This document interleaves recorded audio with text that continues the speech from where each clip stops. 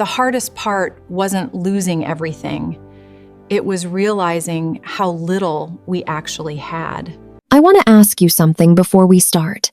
Think about someone in your life who you've helped for a long time. Maybe you've lent them money. Maybe you've shown up for them consistently, reliably, for years. Maybe you've covered something you weren't asked to cover just because it was there to be covered, and you were the one who could.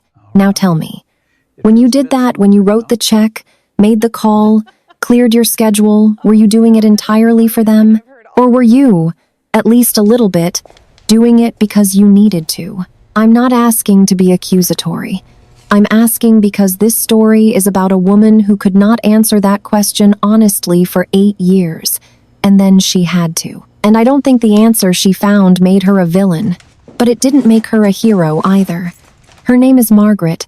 She's 52 years old. Are you serious? She is one of the most competent That is people the I've funniest ever thing heard I've described. all week. And You competence, absolutely have to it tell turns me out, everything. can be its own kind of trap. Margaret has a succulent plant on her kitchen windowsill. She's had it for 11 years. It has never once bloomed. She waters it every Sunday. Same time, same amount. She measures the water in a small ceramic measuring cup she keeps beside the sink, specifically for this purpose. She has no idea if this is the right amount. She Googled it once, 7 years ago, lost the tab, and decided to keep doing what she'd been doing. It hasn't died. It just persists, green and stubborn and completely silent. She has never given it a name. I mention this because when I try to understand Margaret, I keep coming back to that plant. There's something in the way she describes it, matter of fact, without embarrassment, that tells me more about her than most of what she says about herself. She is the kind of person who tends to things that never quite reward her for it. Her profession is occupational therapy, which means, for those unfamiliar, that her job is teaching people how to do things for themselves again. After a stroke, after surgery, after trauma, she works specifically with people who have lost function in their hands, the basic things: holding a cup, buttoning a shirt, writing their own name. She knows, technically, professionally, the difference between helping someone recover and doing everything for them. In her field, they have a term for it: learned helplessness. When someone is helped too completely, too consistently, for too long, the brain starts to stop expecting it will be asked to figure things out. It stops building the pathways it would otherwise build. She teaches this to her students, has done for years. Her sister's name is Claire. Claire is 43, 9 years younger than Margaret, and she is, this is important, not a bad person. I want to establish that clearly, because the temptation in a story like this is to make the person being helped into a parasite, someone obviously extracting, someone we can comfortably dislike. Claire is not that. She's funny, genuinely funny, the kind of funny that makes strangers in coffee shops turn their heads. She once had a ceramics business that she ran out of a shared studio space for 3 years. She made beautiful things. The business didn't work, but the things were beautiful. She has an anxiety disorder that is real. She's had it since her mid-20s. She's been in therapy, on and off. She has tools, some of which she uses. She also, and this is also important, has never in 8 years of Margaret's financial support said the words, "Thank you for doing this. I know this costs you something." Not once. Their mother died 8 years ago. She had a long illness, and in the last 11 years of her life, Margaret was the one she called. Every prescription to fill, every appointment to reschedule, every 2 a.m. moment of panic about symptoms real and imagined. Margaret handled it. She was the older one. She was the capable one. She will tell you without bitterness, the one their mother liked less but relied on more. When their mother died, Margaret was 44. She had her own apartment, a stable career, a small amount of savings. Claire was 35, newly separated from a man who had not been good for her, and living in an apartment that cost more than she earned. It just seemed like the thing to do. That is how Margaret describes what came next. It wasn't a decision exactly. Those 2 sentences, I have turned them over many times. It just seemed like the thing to do. It wasn't a decision exactly. That is the grammar of someone who has found a way to act without choosing. The passive voice as a kind of shelter. If it wasn't a decision, then it can't be your fault. If it just seemed like the thing, then you were simply responding to reality. You weren't building something. You were just present when something needed building. For 8 years, Margaret paid Claire's rent. She started by covering half $700 a month. Within 2 years, it was the full amount, $1,400. She bought Claire's car insurance after Claire let hers lapse. She covered 3 months of back payments when Claire's therapy billed in a way Claire hadn't anticipated. She co-signed a credit card that she never formally came off of. She did not keep a running total. She told me this specifically. She did not keep a running total. I think that detail deserves a moment, because Margaret is someone who measures water for a succulent plant, who tracks her students' progress by the millimeter, who, in her professional life, is methodical and precise, and leaves nothing to chance. She did not keep a running total because keeping a running total would have required her to look at the number, and she did not want to look at the number, because the number would have asked her a question she wasn't ready to answer. I did the math eventually. Over 8 years, rough estimate, close to $180,000. And this is where I need to tell you something that I think matters more than the number. Margaret is not wealthy. She is comfortable, in the way that someone who has worked steadily and spent modestly and never had a catastrophic year can be comfortable.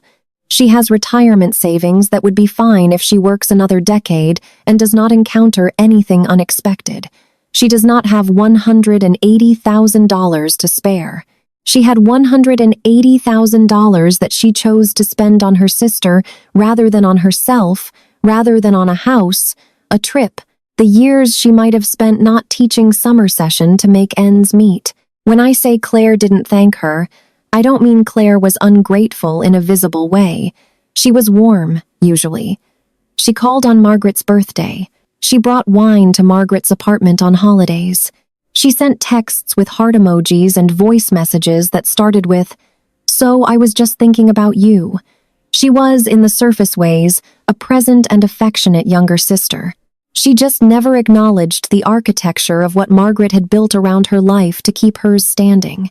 Or, and this is what Margaret will come to wonder, much later she acknowledged it to everyone except Margaret. It's a Thursday afternoon in early October.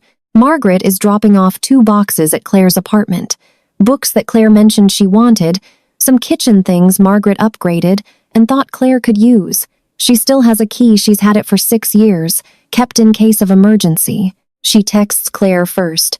"Dropping stuff off. Don't worry about being home." Claire doesn't reply. This is normal. Margaret lets herself in. Claire is in the living room, on the phone. She doesn't hear the door. She's laughing at something, the phone pressed to her ear, her feet on the coffee table. The apartment smells like candles and coffee, and it is, objectively, a nice apartment. Margaret has seen it many times. She has never let herself think about how much it costs per month. She sets the first box down quietly so as not to interrupt, and then she hears her own name, not in a dangerous tone, not in a sharp tone, in the easy, offhand tone of someone explaining something they've thought about and settled in their own mind. Margaret just does this, Claire is saying. She needs to feel needed. That's genuinely her thing. I'm not being mean. I think it comes from something with Mom. But honestly, if I stopped letting her help, she'd fall apart. I think I'm actually... And then a laugh. I think I'm doing her a favor. Very long pause. Silence in the script. Hold here. Margaret sets the second box down beside the first. She does not drop it. She sets it down. She is careful. She leaves without Claire seeing her. She drives home. She does not turn on the radio. She parks in her usual spot. She goes inside. She puts the kettle on. She stands at the window and looks at the succulent plant. Still no bloom. She pours the tea when it's ready. She does not drink it. Music. A single held chord. Not dramatic, just present. Here is what I find difficult about this moment. Claire was not wrong. That's the part that does not resolve neatly. Margaret, standing in her kitchen with cooling tea and a non-blooming plant, knows this. She has known it, in the way you can know something and still refuse to let it become conscious. She is not helping Claire because she believes Claire cannot help herself. She is helping Claire because if she stopped, the question would become, "What are you for, Margaret? What does someone like you offer? If not this?" The thing Claire said was clinical and a little bit cruel and completely accurate. And Margaret cannot decide, standing there, whether that makes it better or worse. She does not call Claire that night.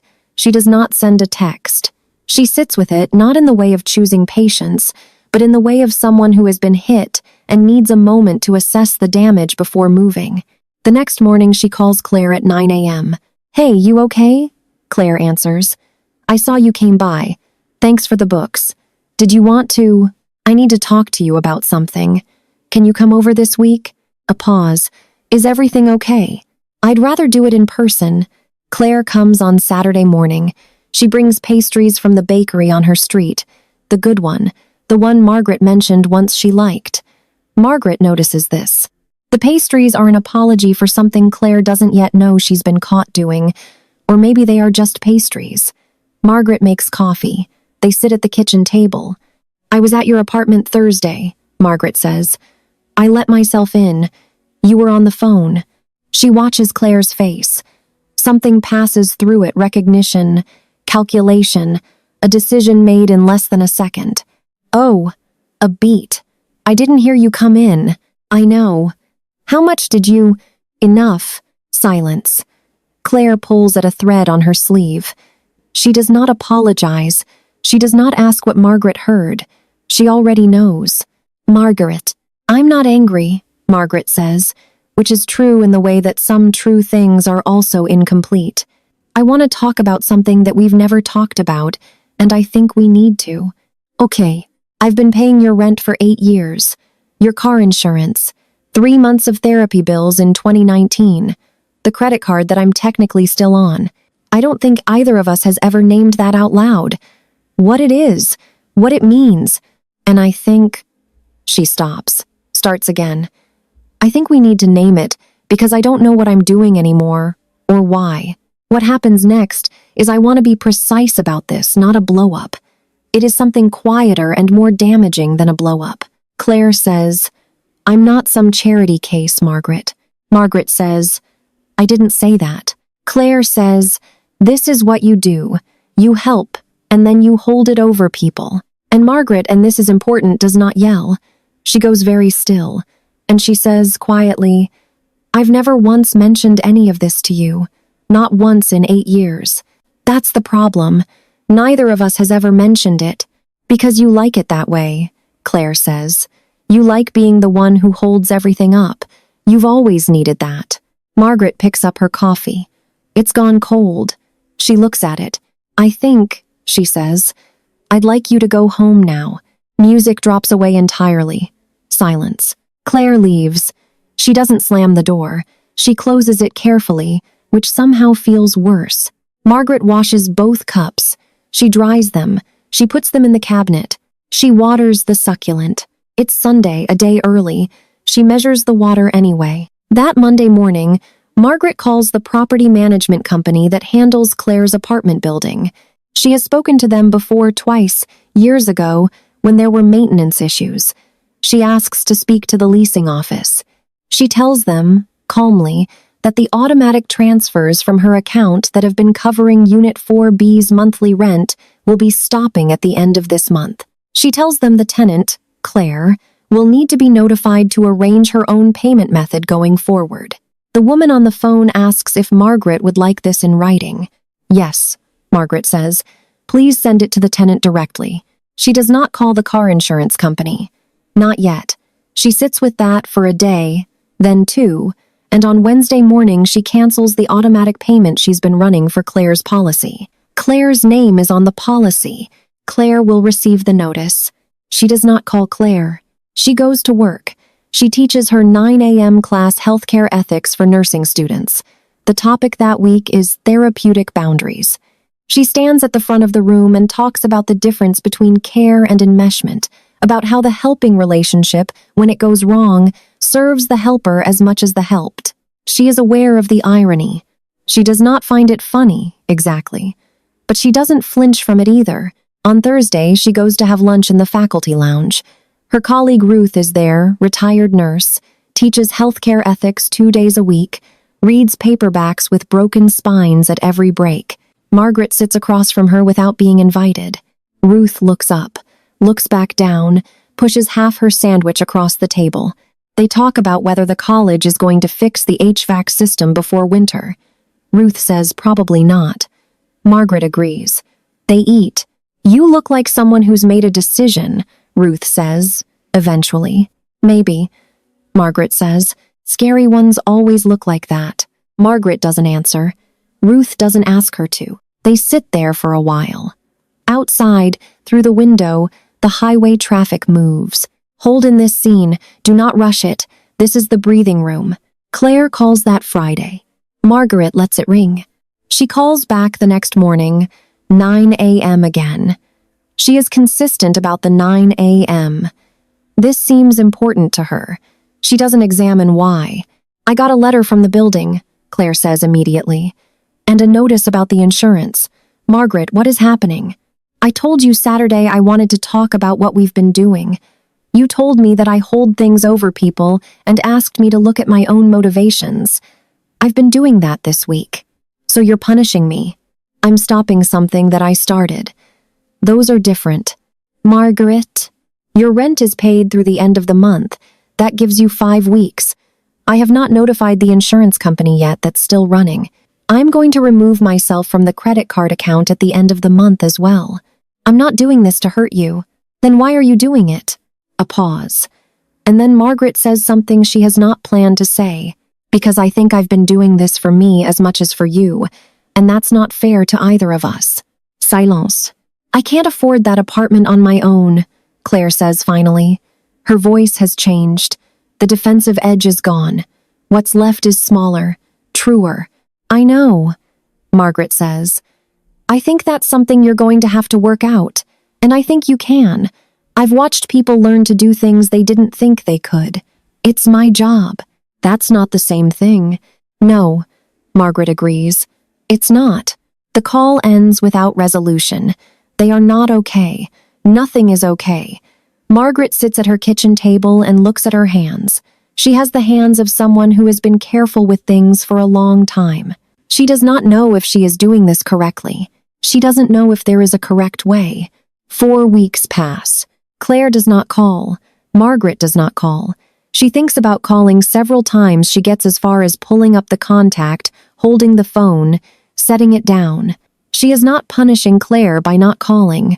She is just for the first time in 8 years giving Claire a problem to solve without immediately hovering at the edge of it with a solution. She is not comfortable with this. She waters the plant on Sunday. Still nothing. She doesn't know why she expected anything different. Music shifts, a second instrument enters. Something unresolved in the melody. The call she gets in week 5 is not from Claire. It's from a number she doesn't recognize, a New Jersey area code. It's Claire's friend Priya, who Margaret knows slightly, has met at 1 or 2 of Claire's birthdays. Priya says, "I'm sorry to call you out of the blue. Claire is okay, but she had kind of a rough night, and she's at Street Francis ER. She didn't want me to call you, but I thought you should know.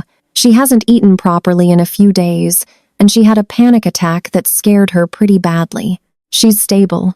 Margaret writes down the room number. She sits very still for 90 seconds, she counts, and then she picks up her coat and her keys. She drives to the hospital. She does not call ahead. She does not text. She just goes. Crucial beat, do not rush this transition. Let the audience sit in the decision.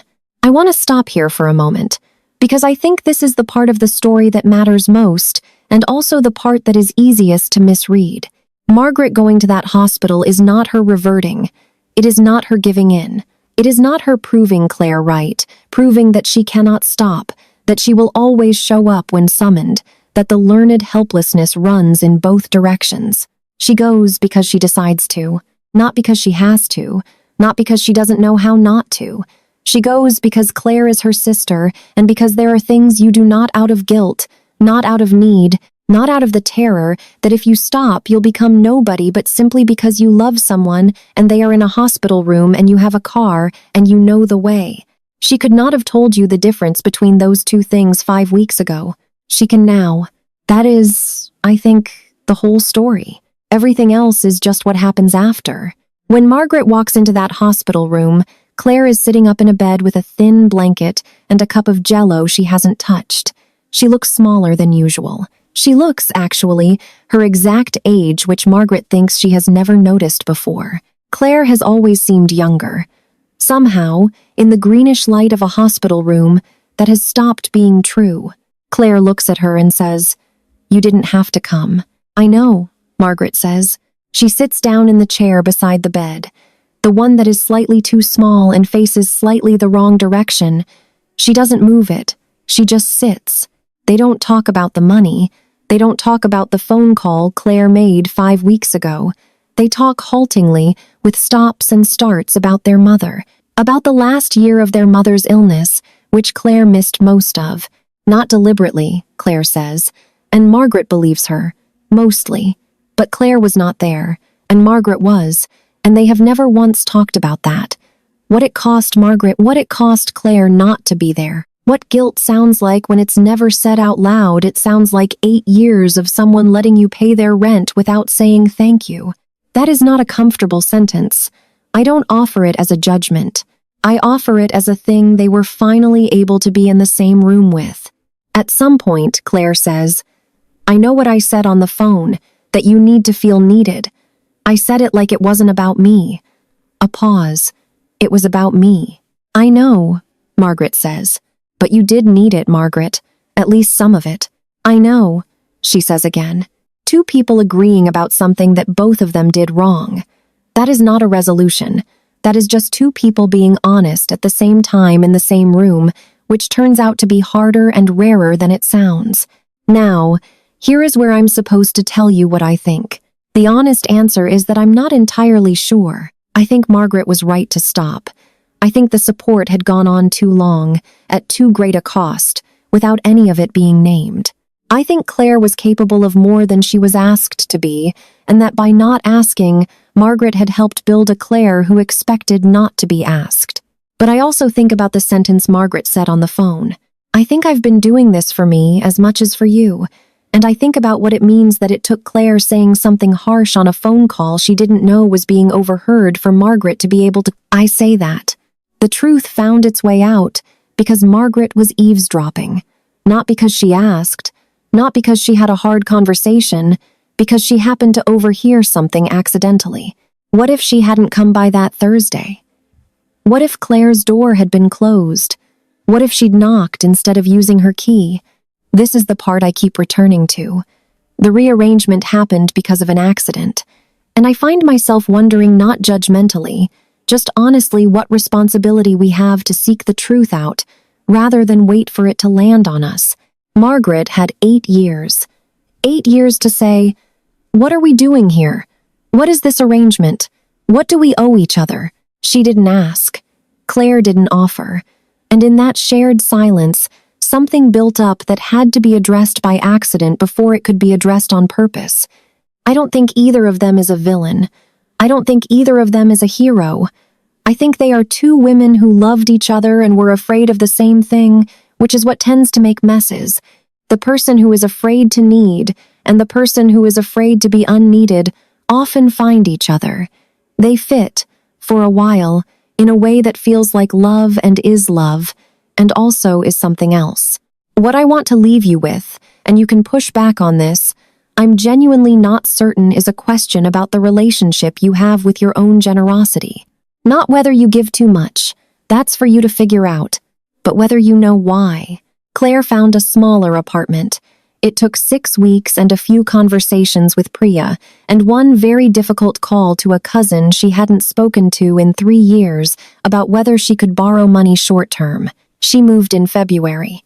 She texted Margaret a photo of the new place, sunlight on wooden floors and a little balcony with room for one chair. Margaret texted back, "It's beautiful." "It is, actually." They have dinner once a month now, not at Margaret's apartment at a restaurant, which Claire pays for at least half of, which required them to have the conversation about what Claire can and cannot afford, which required Claire to say a number out loud that she has never said to anyone. Margaret listened. She did not offer to cover anything. She did not suggest solutions. She listened, and then she ordered the salmon, and they talked about other things. The supplementary credit card did not come back. That chapter is closed. Margaret is still on the car insurance.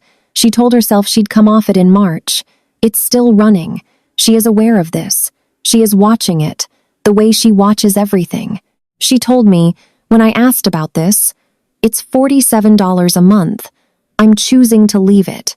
That's different from not knowing I'm doing it. I believe her. I think I believe her. There is a coat closet in Margaret's apartment. Inside it, on the hook on the back of the door, there is a green cable-knit cardigan. It belonged to their mother. It has been there for 8 years. Claire mentioned it once, not long after the funeral, and Margaret said she'd bring it by, and somehow that never happened. Last month, Margaret took it down from the hook. She folded it carefully. She wrapped it in tissue paper, the kind she saves from gift bags, folded in a kitchen drawer. She brought it to dinner. She handed it to Claire without a speech. Just, I found this. I kept meaning to give it to you. Claire held it for a moment.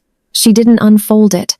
She held it the way you hold something you've been waiting to hold for a long time but didn't want to ask for again. I forgot about this, she said.